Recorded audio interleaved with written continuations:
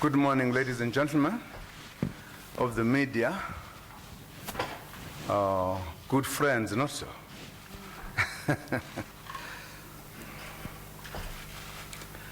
Mr. President,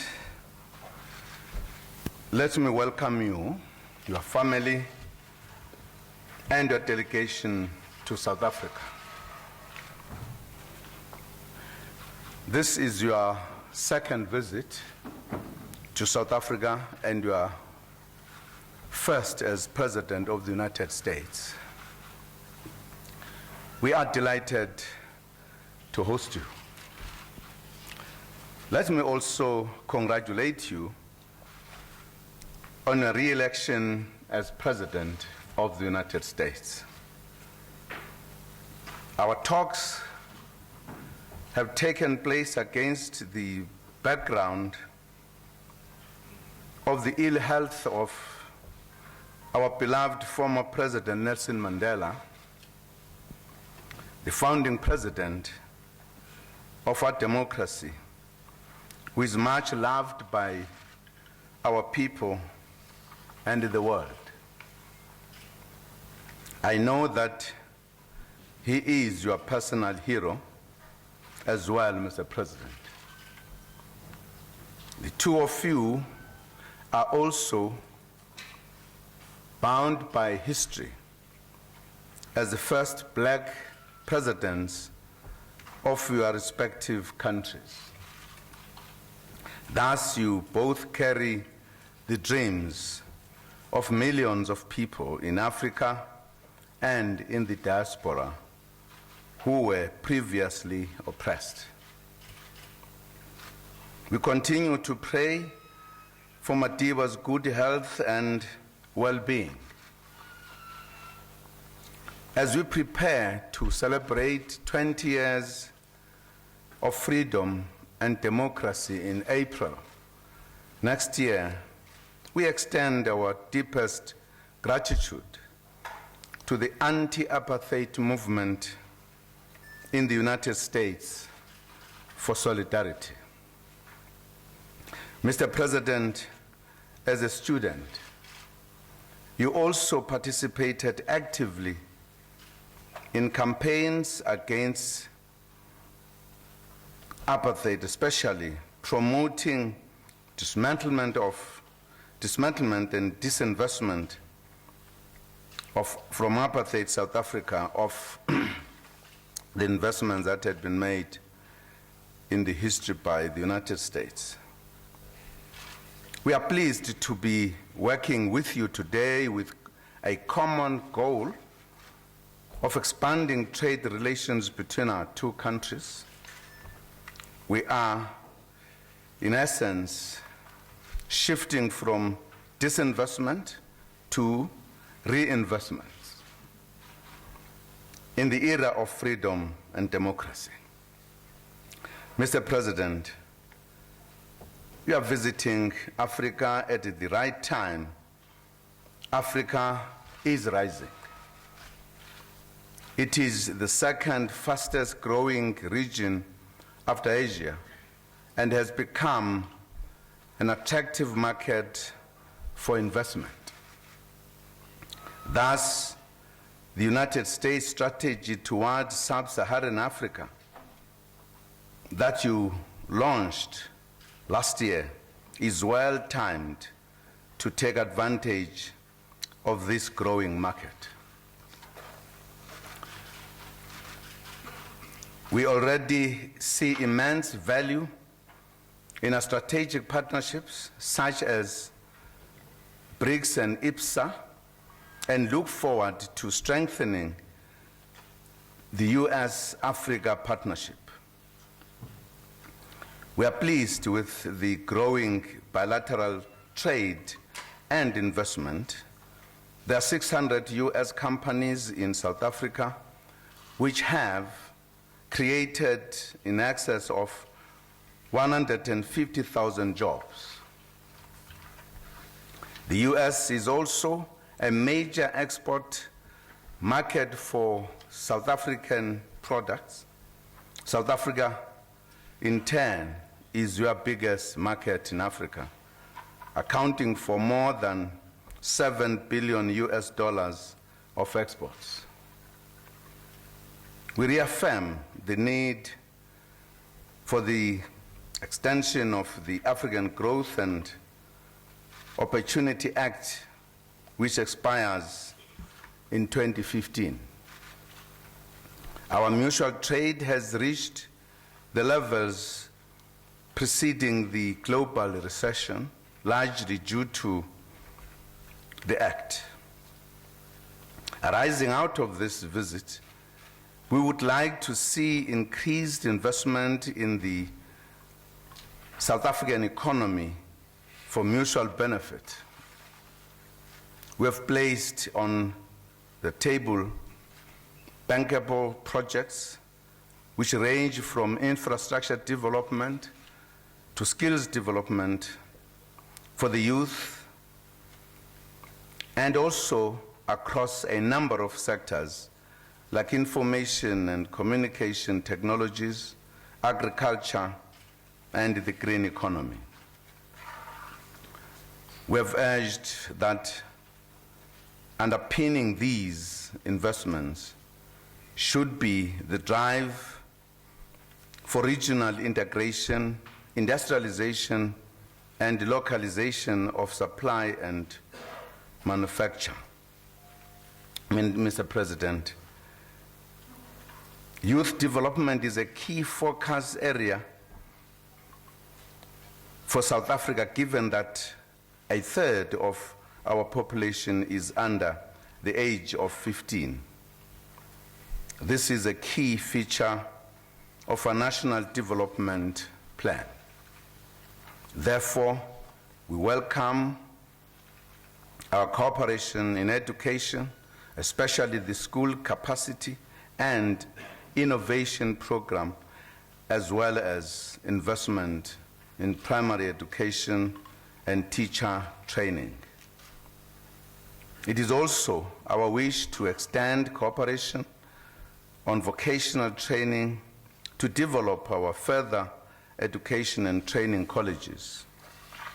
We acknowledge the ongoing cooperation in the area of defense under the auspices of the South Africa-US Defense Committee and the training of the security services in crime fighting.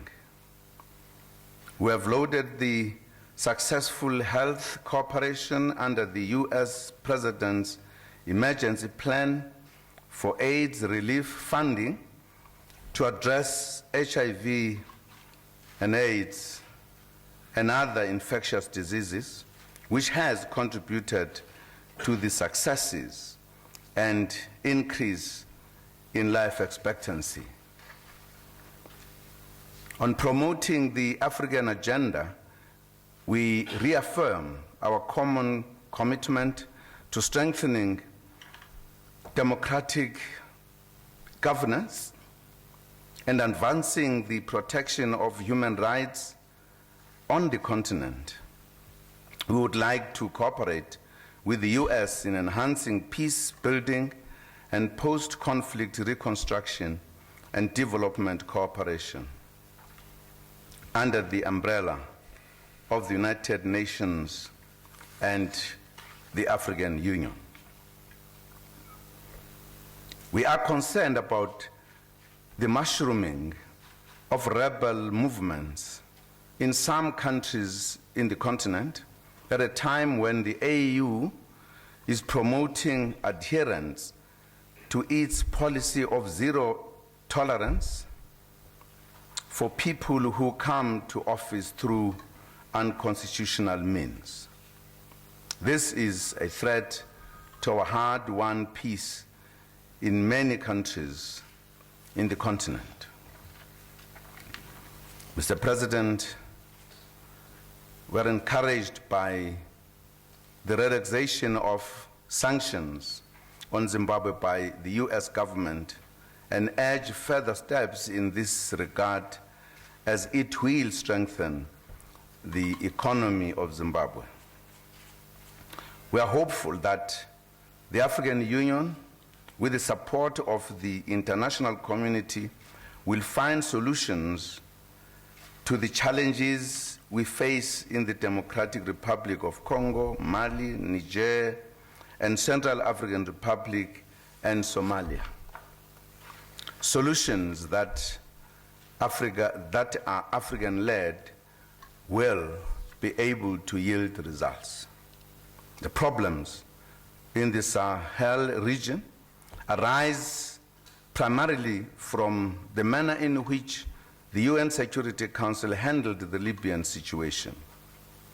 There are lessons to be learned in the episode. We have talked about this in our meeting, Mr. President. Mr. President, South Africa remains concerned at the lack of progress in the Middle East peace process.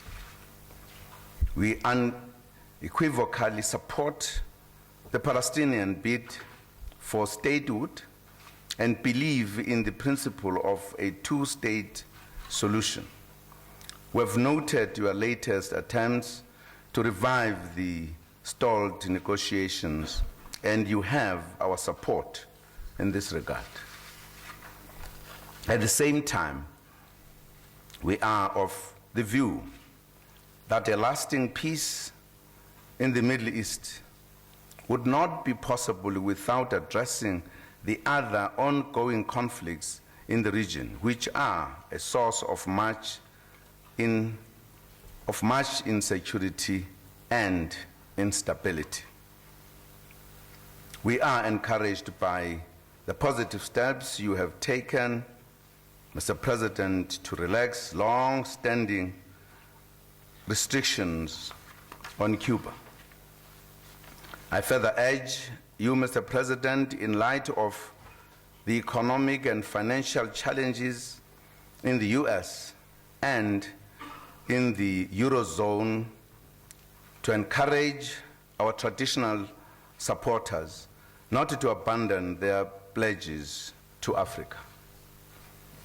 Let me also add that the reform of the United Nations Security Council is long overdue and remains a high priority to South Africa, the African continent, and the developing world as a whole. Finally, Mr. President, I wish to reiterate South Africa's commitment to the relationship with the USA. I'm happy that you will visit Robben Island during your visit, which was home to Madiba and many freedom fighters in our country for decades. I wish you pleasant and productive stay in South Africa for the remainder of your visit. We are truly honored to host you, Mr. President, and I thank you. I now invite you, Mr. President, to address the media. You have the floor. Well, thank you so much, Mr. President, for your generous words and your kind welcome. It is wonderful to be back in South Africa. As you mentioned, I had the pleasure of visiting South Africa before when I was a U.S. Senator. Michelle and our daughters were here just 2 years ago, and we're now thrilled to be back as a family. And I know that the press corps, by the way, is happy to be here because this is much more elegant than the White House press room. It's a big improvement. I have to begin, of course, by saying that our thoughts and those of Americans and people all around the world are with Nelson Mandela and his family and all of South Africans.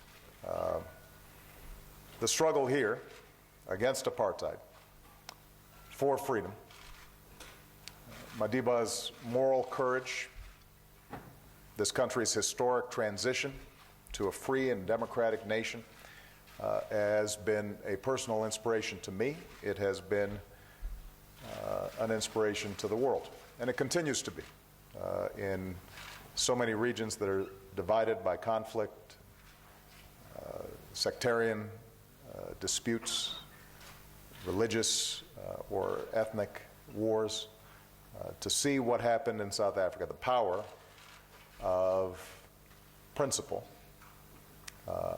and people standing up for what's right, I think continues to shine as a beacon. And so the outpouring of love that we've seen in recent days shows that the triumph of Nelson Mandela and this nation speaks to something very deep in the human spirit, the yearning for justice and dignity that transcends boundaries of race and class and faith and country. That's what Nelson Mandela represents. That's what South Africa at its best can represent to the world. And that's what brings me back here on what will be a two-day trip in which I have an opportunity to meet with a whole range of leaders here in South Africa. The President and I have enjoyed our company quite a bit in the G20 and in various multilateral forums. Usually, unfortunately, when we're meeting, there's some crisis going around the world. We had a more leisurely conversation today, and we both agreed that the state of bilateral relations between the United States and South Africa are extraordinarily strong. As one of the BRICS, South Africa's growth reflects the new realities of a global economy, and we welcome that. We don't simply recognize it. That's one of the reasons why I institutionalized the G20,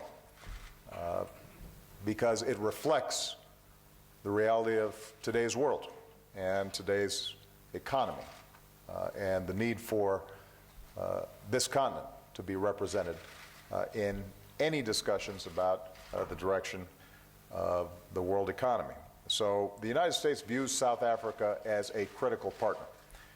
And Mr. President, I very much appreciate our personal friendship and partnership. As you've noted, Africa is on the rise, and South Africa is always at the forefront of trends in Africa. I see South Africa as critical to one of my top priorities on this trip, and that is to promote trade and investment that helps unleash economic growth here in Africa and ultimately will benefit the United States of America. We export more products to South Africa than any other nation in sub-Saharan Africa. Hundreds of companies, as you noted, operated here in South Africa. South African companies are investing back in the United States, like Sasol, with plans for billions of dollars in investment in U.S. energy and manufacturing, including my home state of Illinois. And as the largest economy in the region, growth here can drive growth all across Africa. So I want our countries to be doing more business together. And one of the things that I've said to our press corps during this trip is that all too often attention is only paid to Africa when there's a crisis. But in fact, 6 of the 10 largest economies in the world, or 6 of the 10 fastest growing economies in the world are in Africa. There's enormous progress being made and enormous potential to be made, but obviously we have a lot more work to do, and I think we can do it better together. Today, almost all of South Africa's exports to the United States, 98%, already enter our markets duty-free. And I told President Zuma that I want to renew, but also improve and update the African Growth and Opportunity Act so we're generating more trade and more jobs. I've got to be able to show American companies that are operating on a level playing field when they invest or are trying to export into South Africa. So we're going to make sure that our trade negotiators have a serious conversation about how we get a win-win formula that delivers jobs and opportunity for people here in South Africa and also in the United States. Our commitment to progress and human dignity extends to our shared efforts to combat HIV/AIDS. Since I took office, we've continued the good work of PEPFAR, and we've built on it. So here in South Africa, we're delivering antiretroviral treatments to 1.6 million people, which along with our prevention efforts is helping to save millions of lives. And I want to commend South Africa for its outstanding leadership on this issue. Within a few years, South Africa will become the first country in Africa to fully manage its HIV care and treatment program, and the United States will increasingly focus on prevention and strengthening public health systems. So this is an example of how, rather than a one-way street of aid to Africa, instead this is a partnership of equals working together to solve common challenges, and that's what we need to see in all areas of endeavor.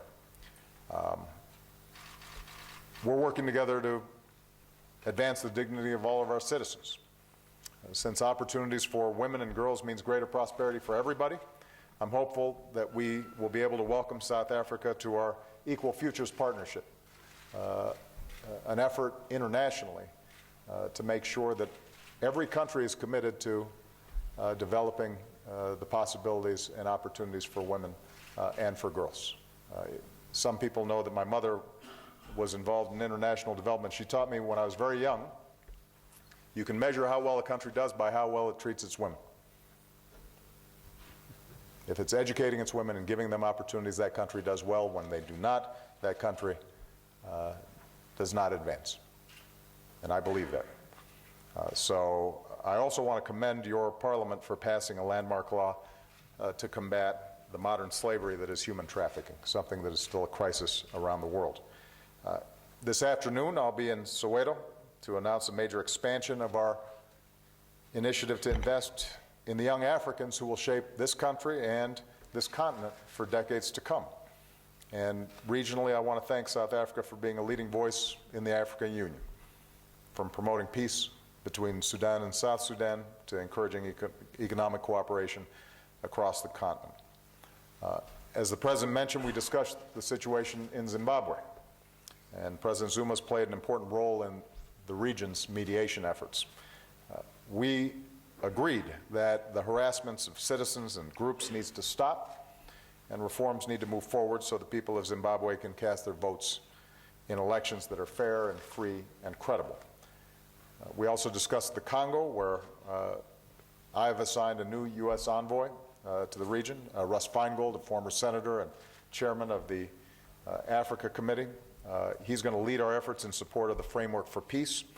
And the United States and South Africa agree that all nations should implement the commitments under that framework quickly to bring the tragedy of the Congo to an end.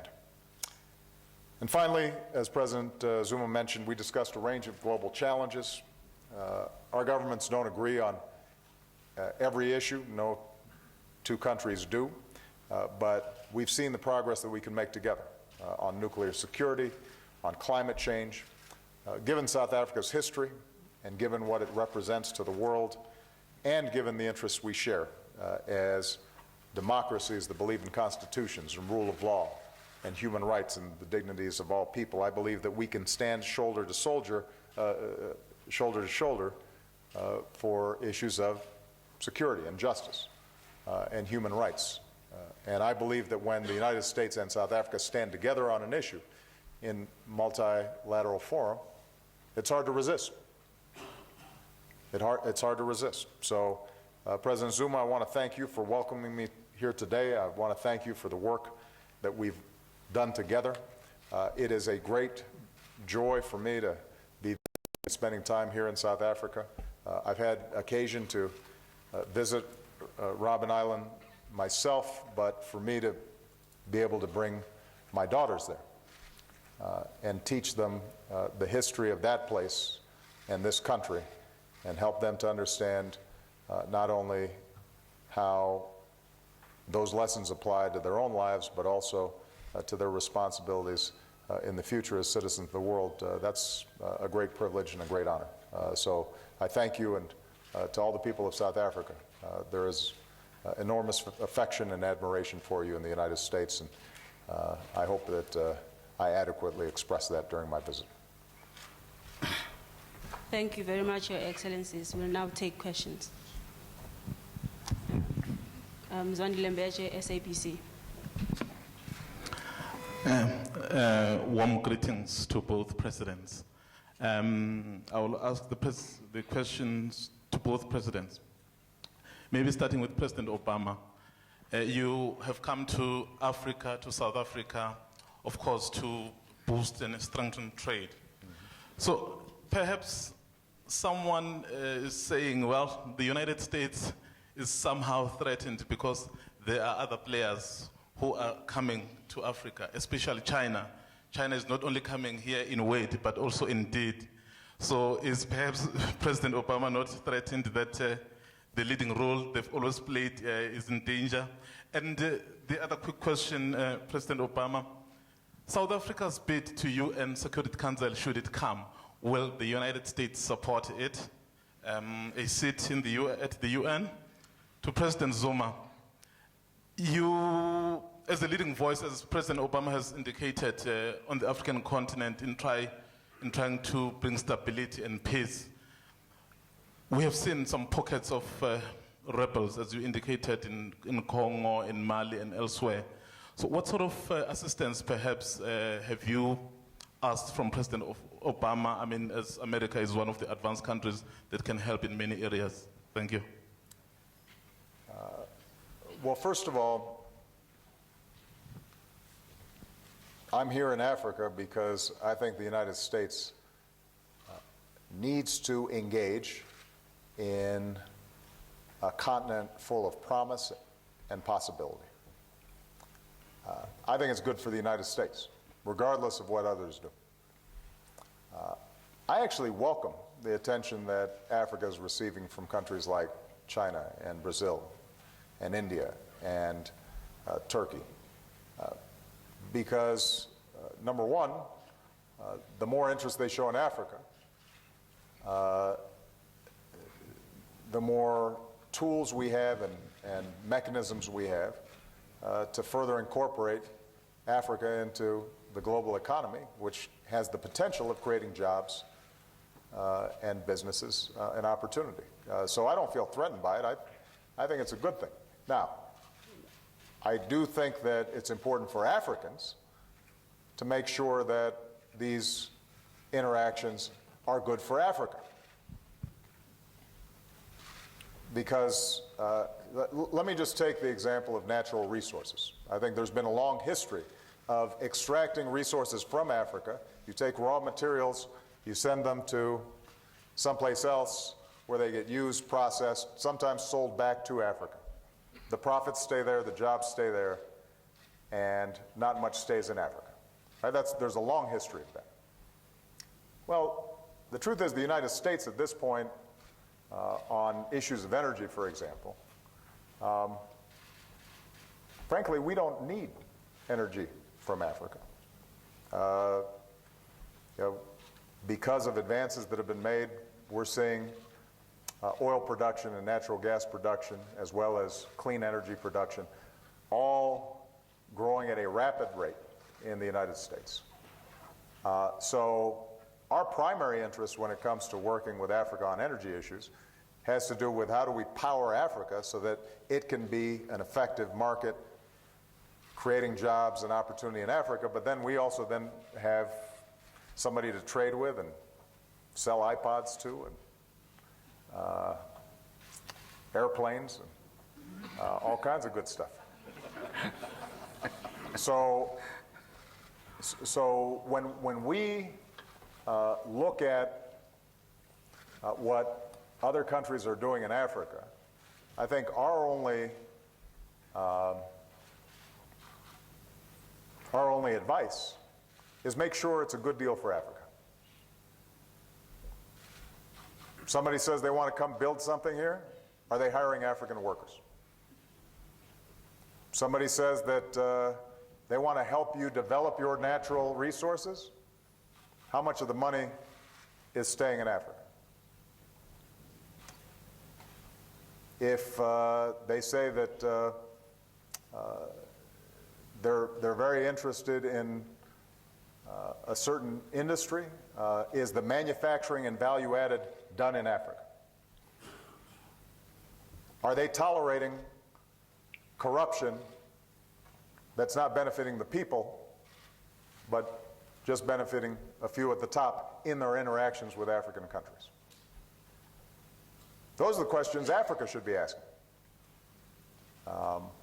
And hopefully one of the things that we can do is, in our interactions, as a country that doesn't have a colonial history here, as a country that has made large investments in development on issues like HIV/AIDS, hopefully we can garner some trust when people ask us, what are the kinds of development strategies that are going to be sustaining over the long term. But as I said, I want everybody playing in Africa.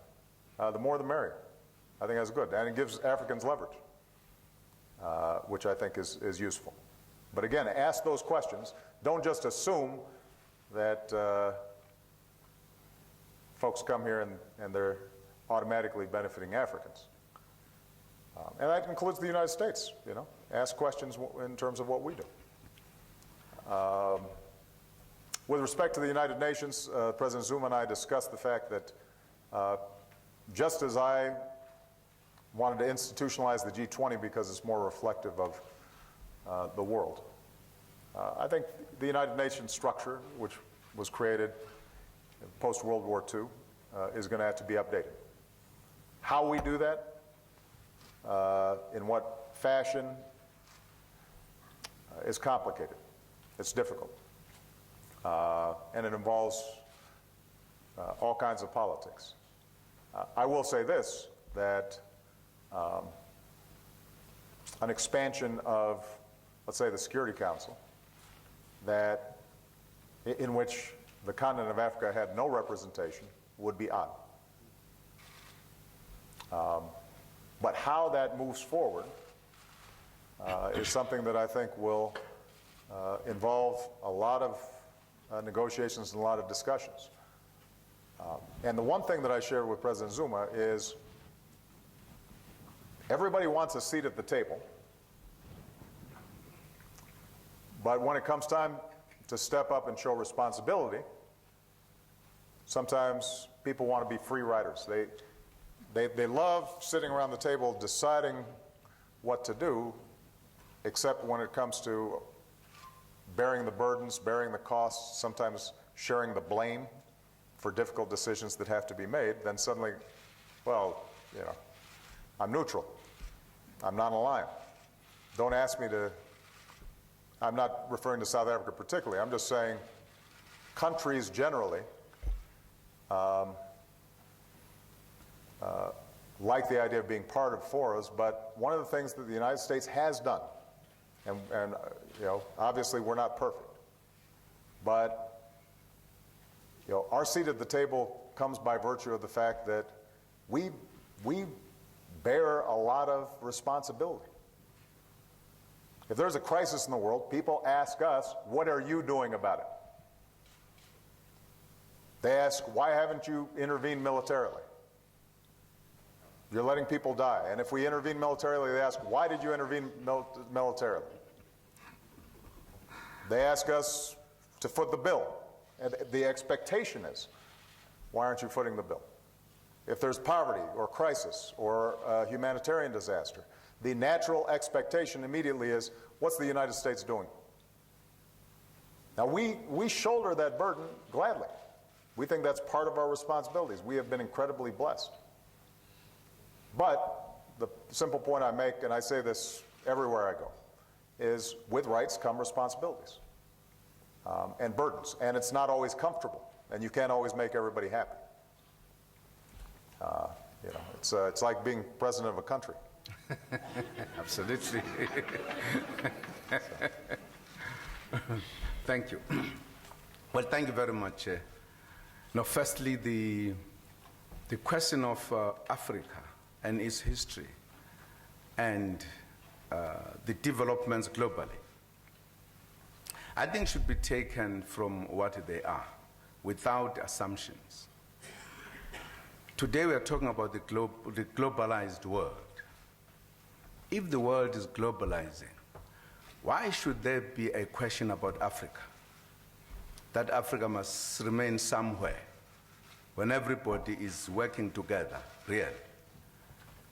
I think since the end of the Cold War, the world is working together. There's no country that is isolated. China has a lot of relations with UK, USA. Africa as a region, why must it be singled out for some views, so to speak? I don't think, in my own understanding, much as the question are understandable, but I think it's being unfair to Africa. Why should Africa be told who must have relations with and not this one and that one? I don't think that talks to our acceptance of globalization. We are globalizing, and Africa must be part of globalization. And you can't say we are globalizing because we have relations with certain regions, not other regions. And if we have relations with other regions, then we are questioned. Nor do I think countries that come to interact with Africa should be questioned. Why are you doing it? I think it is in the nature of globalization that, in fact, Africa is saying it can no longer be bypassed by events that change the world. We are part of it. And that's why we relate to the bigger countries, bigger economies. We want the relationship, as President Obama was saying, that benefits both. Because historically, the kind of relations we had with other regions were one-sided. All what the president was saying, that we want localization to be taken into account, whoever is trying to make relations with us, beneficiation of our resources, so that they benefit us. We ourselves, as another kind of area, we have said we need to do trade among ourselves, inter-trade in the continent of Africa. We are putting our 5 economic regions together so that we work as a continent together. We are having massive program in terms of the infrastructure to implement what you are talking about, to create that necessary platform, so that whoever comes to invest, we don't ask, are you an American, are you a Chinese? No, we enter into the relationship that must benefit both. And I'm happy that the United States share that view as well. So that is how these interactions are interpreted insofar as the African continent is concerned. We have been growing to speak with one voice, and we are now speaking in one voice as a continent. And that's why we look at those who try to pull one country this side and the other that side. That's why even the relations that we have with other regions, we are trying to do them as a unit, as an entity, as a region, rather than as individual countries. So that's what is happening. So we don't regard those who come to us that they are coming here because of other reasons that we don't know. We take them genuinely that we are establishing relations that must benefit us, who must also appreciate the history of the continent, where we come from, why we are lagging behind, what is that they could do to help us in terms of the relationships that we have to move forward as well. With regard to the issue of the United Nations Security Council, I again agree with the President that really this institution was done in the mid-40s, when many countries did not exist. They did not participate in drawing up the rules and regulations. Things have changed. The world is different today. We can't continue with those kind of conditions. It does not reflect the reality of what is happening today. And that's why we believe each and every region must be represented at all levels so that we can be part of decision-making in this international important body. So the process is important that it is looked at, but also we should be realistic. Because again, whilst we say we need that, as the President was saying, we don't want people who are just going to come and sit there and enjoy status. Countries must be looked at, or regions. Why should countries be members of this important body that take final decisions? Do they have a contribution to make? What is it that is going to be used as a criteria for countries, individual countries, let alone the regions, as to why this particular country must be a member? Those are matters, I think, those who are in the national or the UN National Security Council, or UN Security Council rather, they must begin to discuss those matters. What is it that we are going to say are important criteria to say this country can come, so that we help the process? Because if big countries are not talking about it, you then allow the process to stay there, and people saying all sorts of things. Even the smallest countries, they've got the right to say something, but they may be expecting to be there and they may have no contribution to make. I'm not saying other countries can't, they can. But we are talking about an institution that takes very decisive decisions about the life of this globe. So I'm just saying, I would be happy if this matter is pushed quicker so that final decisions are taken. On your question regarding whether we discussed what is that the United States could do to help Africa in the processes that it is trying to help itself economically, security situation, etc. We discussed that and we have agreed. And then I'm very happy, the agreement is very clear, that Africa has said we need the African-led kind of processes, and that others should help support that process. And we are at one with President Obama on that one, and it's absolutely correct, so that we should be supported. We are looking at very specific things. One of them is the issue, for an example, of this new trend of rebels in the continent. We need to do something to stop it, because if it is not stopped, it could be another huge chapter like the chapter of coups in Africa. And we want to nip it in the bud. And therefore, the last summit of the AU took a decision and asked countries to volunteer who could be part of a standby force to react immediately if there is an action, to deal with it. And we would want big countries like the United States to support us in those kind of action. And I think we are in agreement with that one. Thank you very much. Thank you, Your Excellencies. I now hand over to Jay. From the Associated Press, Julie Pace. Thank you, Mr. President. I wanted to first see if you could comment on the situation in Egypt and the U.S. concern about protests there. And also, politics in Kenya appear to have affected your ability to travel there despite your family ties. Can you reflect personally on not being able to go to the country where your father was born? And what does the situation in Kenya and in places like Zimbabwe say about the difficulties of fulfilling Nelson Mandela's vision for democracy on the continent? And President Zuma, a similar question for you. Given your country's high unemployment and other social challenges, is the ANC in its current form living up to Mandela's legacy? Thank you. Well, on Egypt, obviously we're all looking at the situation there with concern. The United States has supported democracy in Egypt. It has been challenging, given that there is not a tradition of democracy in Egypt. And the Egyptian people have been finding their way.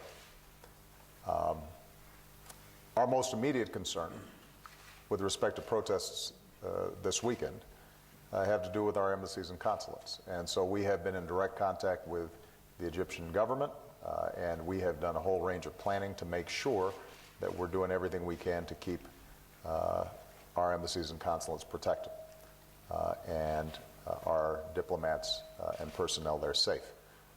But more broadly, what we've said publicly and what we've said privately is that we support peaceful process or peaceful protests and peaceful methods of bringing about change in Egypt. I think every party has to denounce violence. We'd like to see the opposition and President Morsi engaged in a more constructive conversation around how they move their country forward, because nobody is benefiting from the current stalemate that exists there. And we do not take sides in terms of who should be elected by the Egyptian people. We do take sides in terms of observing a process for democracy and rule of law, and that all the players there engage in the necessary tough compromises so that they can start focusing on the things that probably matter most to the ordinary Egyptian, which is jobs, energy costs, food costs, housing, schooling for their kids, creating economic opportunity. And Egypt, I think, for the last year and a half, 2 years, has had great difficulty focusing on those vital issues. So, again, top priority, making sure that our embassies and consulates are prepared for this wave of protests. Number two, we are supportive of freedom of speech and freedom of assembly inside of Egypt, but we would urge all parties to make sure that they're not engaging in violence and that police and military are showing appropriate restraint. And number three, how do we make sure that we get this political process back on track? And that's a difficult and challenging situation. But Egypt is the largest country in the Arab world, and I think the entire region is concerned that if Egypt continues with this constant instability, that has adverse effects more broadly.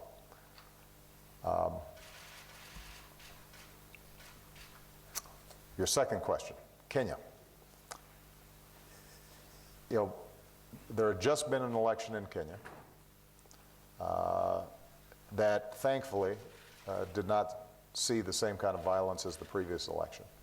A newly installed president, but let's be honest, a situation in which this new government was still working out issues with the international community, in part dating back to the previous election. And the timing was not right for me as the President of the United States to be visiting Kenya when those issues are still being worked on and hopefully at some point resolved. And we believe that Kenya needs to abide by various international commitments that it's made. Having said that, Kenya is one of our oldest partners in the continent.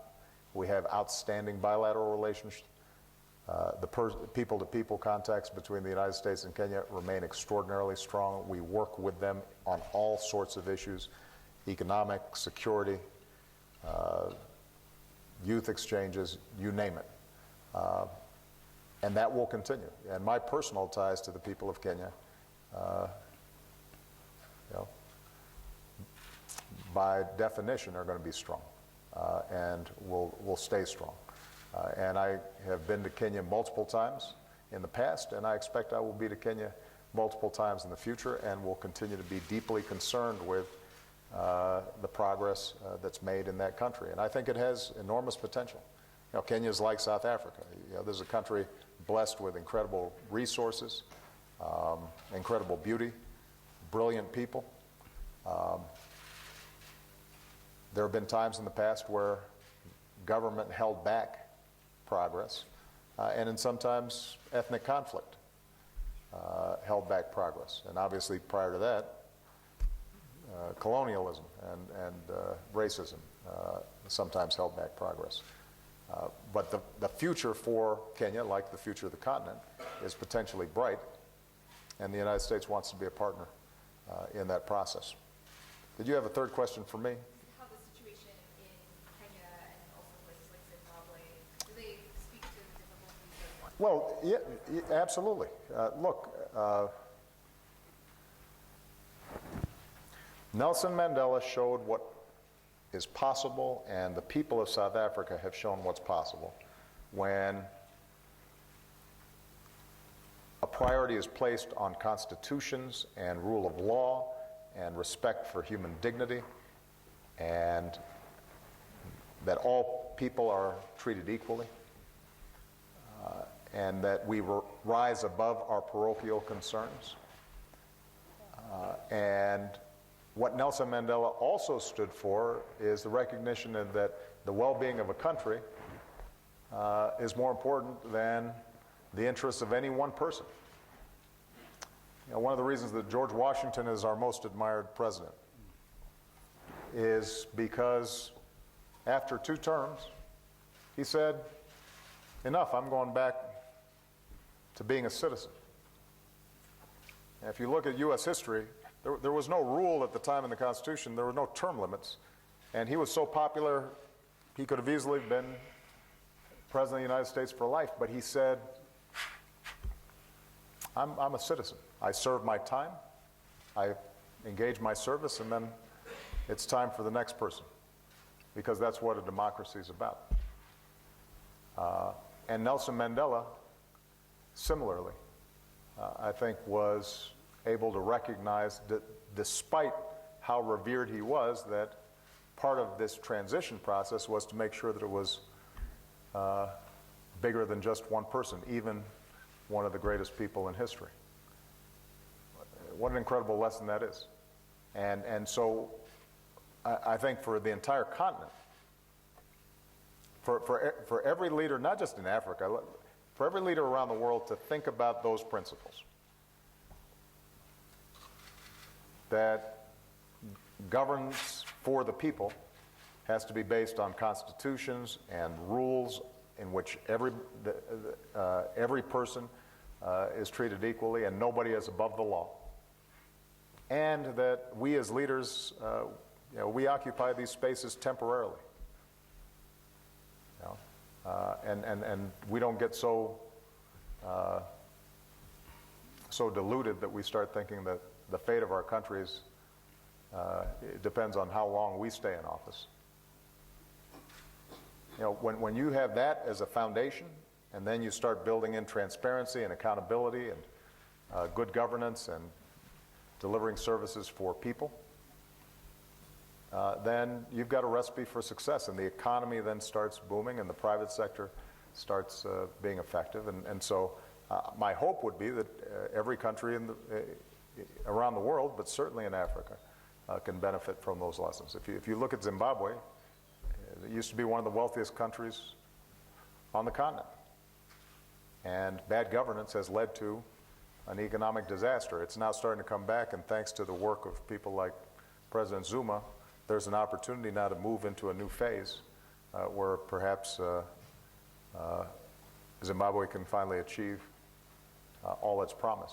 But that requires fair and free elections, and it requires those currently in power in Zimbabwe to recognize that the interests of all people have to be served there. Thank you. Well, with regard to the question directed to me, whether the ANC government is still in keeping with Mandela's beliefs, absolutely yes. I know that people at times forget that we have not changed policy. We are pursuing policies that were crafted together with Mandela as we started our democracy in 1994. What we've been doing is to enhance those policies, deepen them. And I believe if you look at South Africa, and perhaps if you take the continent of Africa, in 19 years, we have made such progress that no country in the continent has ever made in the history of decolonization. And I've had an opportunity, perhaps because of the job that I've been given, that when Madiba was a pensioner sitting at his home, I visited him very regularly.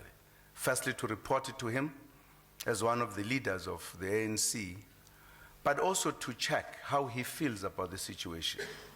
He has been expressing happiness, actually commending what has been done in terms of his government that he started. So I have no doubt that what we've been doing is part of what Mandela would be doing if he was here. You know, when people, at times people forget, they've been criticizing our economic policies of mixed economy. It is actually Mandela who led us into that policy, the mixed economy. And others say, look, Mandela was for nationalization of XYZ. Mandela debated that issue in the circumstances and said this is the route to take. So we are pursuing the dreams and policies that Mandela was part of and will continue to do so. We are happy. He is happy. In fact, some of the visits I made before his health changed, he was saying, you know, when I go to sleep, I'll be very happy because I'll know that I left South Africa moving forward. So other people could have other views, but Mandela has a clear view that we are together on these issues. He has never been afraid to debate issues, even if he was out of government, when he must have felt something is not being done properly. So we are happy as government, as the ANC, that we are moving in the footsteps of former President Mandela. Thank you very much. Thank you, Mr. President. President Zuma, thank you for being a great host, and I wonder if you can give us any news overnight, any update on President Mandela's health that you may know about. And I wonder if you mentioned the shared history of President Obama and President Mandela, first black president of each nation. What do you think President Obama's legacy in this continent in future years will be? And President Obama, you mentioned, I think the phrase was, we occupy these spaces temporarily. You almost reached 6 months in your second term. And on foreign policy, you heard about violence in Egypt, Turkey, Syria, China and Russia, kind of a complicated relationship right now. How do you prioritize all of that? What are your top 2 or 3 foreign policy goals in your final 3.5 years? And on the home front, student loans, gun control, balanced budget deal have been elusive. Are you disappointed? But on immigration reform, you've cleared one big hurdle in the Senate. But Speaker Boehner is suggesting he's going to wait a while. Are you going to push him? What's your next step? Do you push him to deal with this quickly? Or are you going to give him more time? Or do you push him quickly to stick to your summer deadline of getting it done by the end of the summer? Thank you. Okay. Mr. President. Well, thank you. Well, the position of former President Mandela in terms of his health, he remains critical but stable. So nothing has changed so far. That's where the situation is. But we are hoping that it is going to improve. And I think with all the prayers and good wishes that are being made, certainly must do something. As you have seen, even in the country and abroad, everyone is wishing Mandela well, a speedy recovery. And the doctors who are attending to him are doing everything. And these are very excellent doctors who are dealing with him. So we place our hopes as well that they will do better. We hope that very soon he will be out of hospital.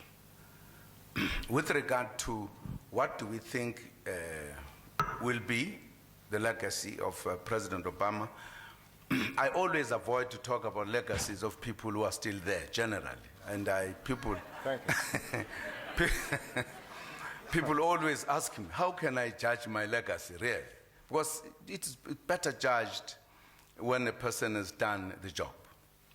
But I think what President Obama is doing right now, I think his focus on the continent and his approach to, in terms of policy, to how he works together with the continent in terms of helping the continent to move forward as a leading country in the world and as a leading democracy. He's helped to help deepen and enhance democracy in the continent. That, I think, will be an important one. As you know, the United States has been looked at as a country that could play a role in influencing the proper direction in the continent of Africa. I think that would be a very good legacy, that when we judge it at the right time, to judge it, because at the moment it is ongoing. But I think that ongoing process, the fact that he has come here, and I think to South Africa, he has, for an example, made very objective observation about South Africa. They are unbiased, uninfluenced by anything. He's making very clear, and he therefore, precisely because of that, he's clear what kind of relationship we should make with South Africa, with the continent. And that will certainly leave the legacy, and I think it will be a good legacy insofar as the continent of Africa. Thank you. Ed, when it comes to foreign policy, there are a whole range of issues that are top priorities. Some of them are proactive. Some of them are in response to very tough situations. So first and foremost in my mind is we still have a war going on in Afghanistan. I've still got young men and women there who are making enormous sacrifice, and families back home who are waiting to see their loved ones again. And us managing that transition properly so that by the end of 2014 our troops are out and we've got a stable situation inside of Afghanistan, I think is going to require continued focus and attention. Keeping the American people safe continues to be an area of focus and attention, and I can't deviate from that too much. I've got to make sure that our team understands those priorities. But there are also enormous opportunities internationally, and so I'll just make mention of a couple. Number one is that despite the enormous turmoil in the Middle East, and we're going to have to continue to work on Syria. We're obviously actively monitoring the situation in Egypt. The situation in Libya is challenging. I continue to believe that this period that we're going through in the Middle East has the potential to move the Middle East over the long term in a better direction, because the past arrangements were not sustainable over the long term. Democracy is hard, it is messy, and in the Middle East there are obviously all kinds of sectarian divisions that make it that much more challenging and dangerous.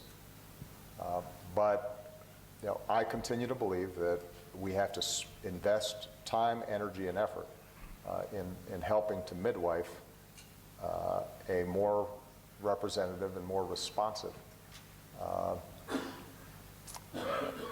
governing arrangement throughout that region. And if we do that effectively, then the Middle East, I think, can be part of the world economy, and in ways that are more than just how much oil are they producing. And obviously we would have an impact on the security of the entire world. And that includes, by the way, us continuing to work on peace between the Israelis and the Palestinians, which I think would change the dynamic in the region, and certainly how much leverage we have on some of these other issues. It includes dealing with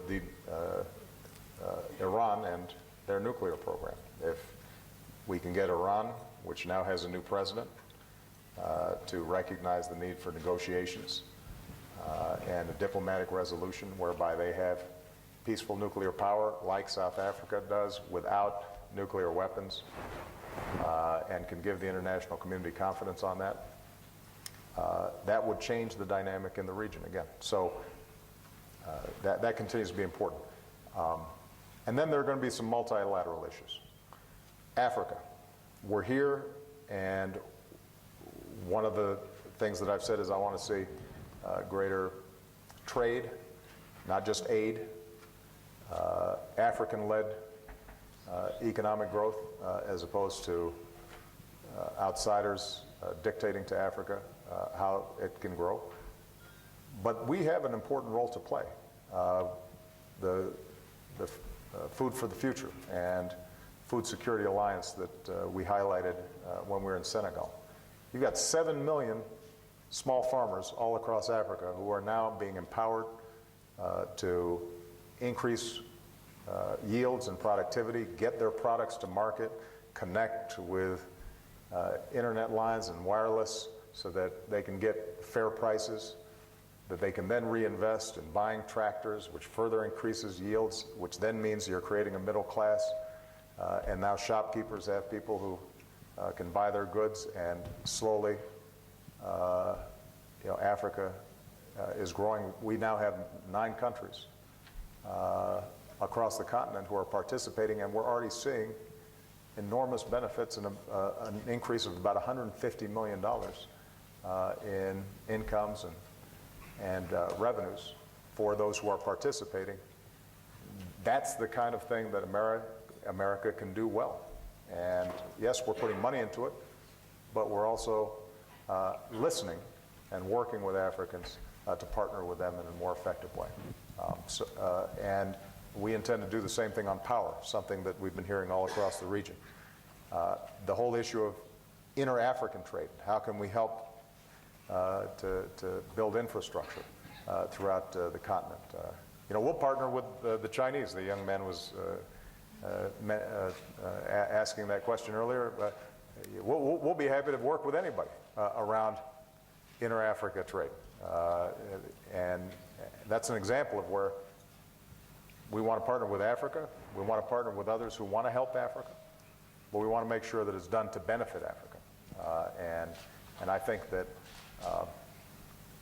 as much as the security issues in my foreign policy take up a lot of my time, I get a lot more pleasure from listening to a small farmer say that she went from 1 hectare to 16 hectares and has doubled her income. That's a lot more satisfying,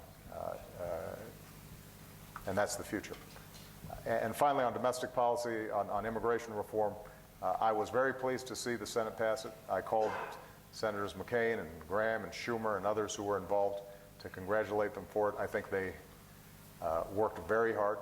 It's not the perfect bill, but it's consistent with the principles I laid out of strong border security, reformed legal immigration system, and a pathway to citizenship for those who are currently in undocumented status inside the United States. Now the ball is in the House's court. I've called both speakers, Speaker Boehner and Leader Pelosi, and encouraged them to find a path to get this done.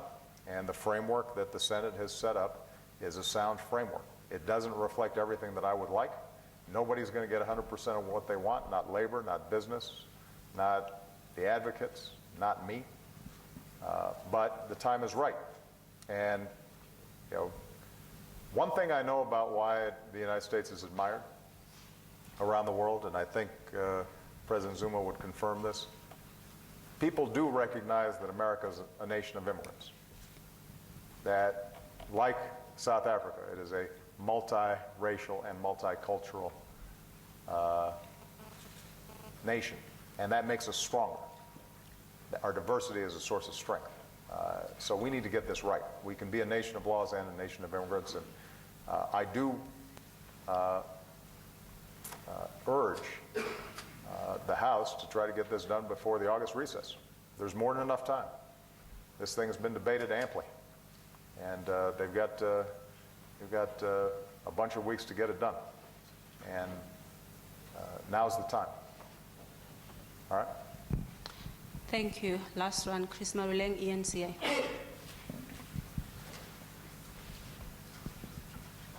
Welcome, Mr. President, and thank you for this opportunity.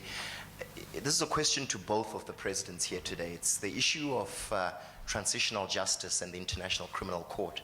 The United States is not a signatory to the Rome Statute, and yet it appears to encourage and push African leaders in African countries to essentially follow the rulings of the International Criminal Court. So the question, President Obama, is how legitimate do you view the international criminal justice system? And specifically to President Zuma, what can be done to bring about more equity to the international criminal system or justice system?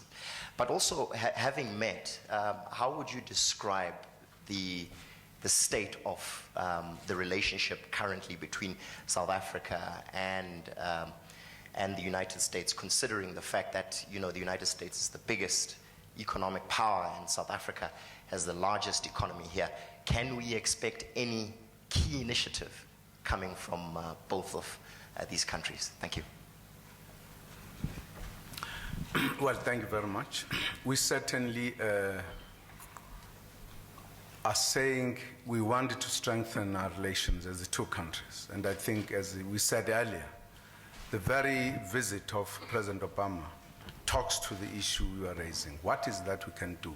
We are both saying we needed to do more.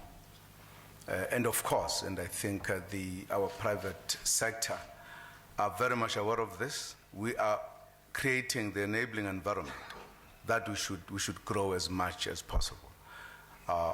Our ministers have been talking, and officials, on specific issues, on what is it that we think needs to be done to go forward.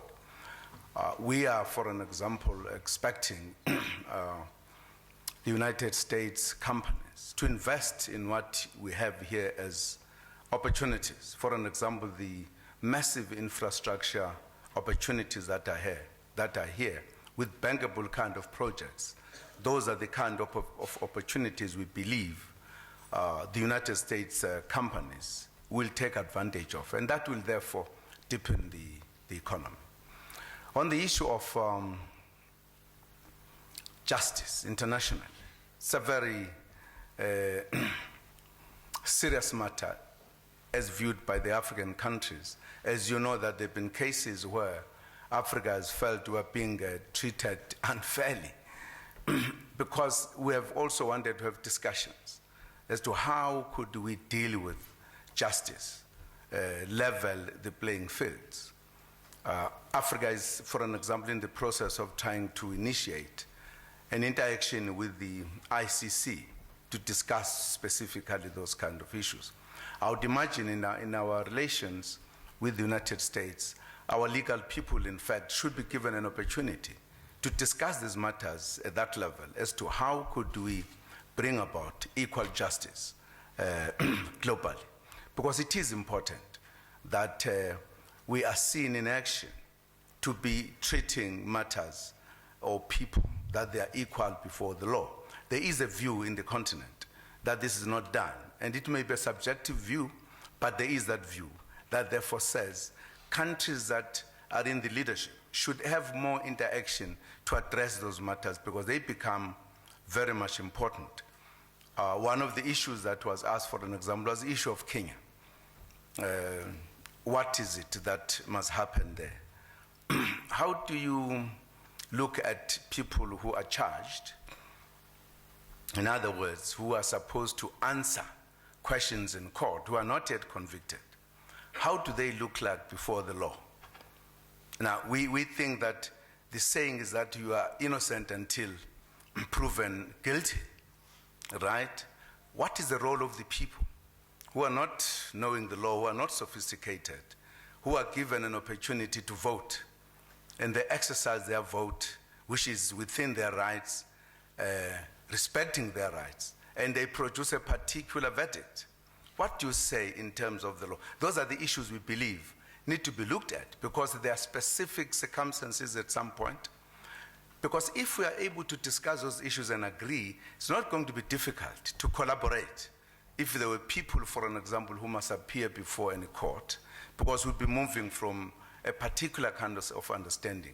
It is also important to remove the perceptions that people could have about certain things. If we don't talk, we don't engage, the perceptions then become an impediment, whether we could move forward in bringing about equal justice, respect of the law globally, so to speak.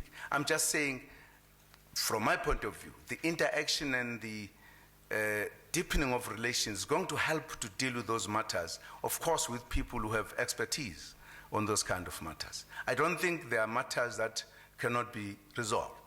They will be resolved through engagement. Thank you very much. Well, first of all, when it comes to U.S.-South Africa relations, as I said, I think the bilateral relationship is very strong. What we've agreed to is that we have to do a better job communicating on multinational issues, to make sure that we anticipate potential areas of tension, that we understand ourselves clearly, that sometimes it's important for us to be able to express to each other